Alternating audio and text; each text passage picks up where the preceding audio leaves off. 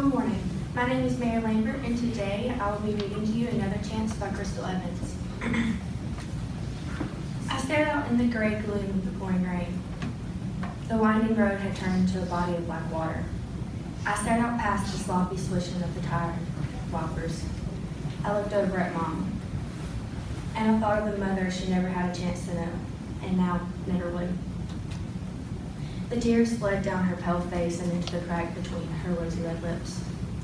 The tires of her old brown truck sloshed through the water, separating the mass of blackness for a single moment, before it melted back together once we had passed. And we drove farther and farther away from the memories. I felt my heart sink into my stomach, and the glistening pools began to form in my own eyes. I felt I was frozen in someone else's life. I tried to think of something to say. Finally, I shifted uneasily and I spoke. All that came out was, "I'm sorry." And I just stared out the window, hoping that maybe she didn't hear me. She drew a deep breath, the kind that seems to take all your strength. "It's not your fault," she said. She laced her weak fingers within mine, and it became uncertain which fingers belonged to me and which belonged to her.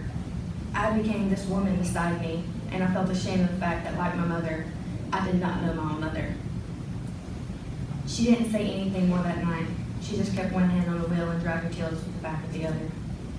Both eyes straight ahead into the gloom, trying to quiet the sobs coming from her mourning soul. And I said a little prayer that night, listening to the sloppy swishing. And as I stared out into the black water, I asked God for another chance. And I prayed that this time we would stay afloat. Thank you.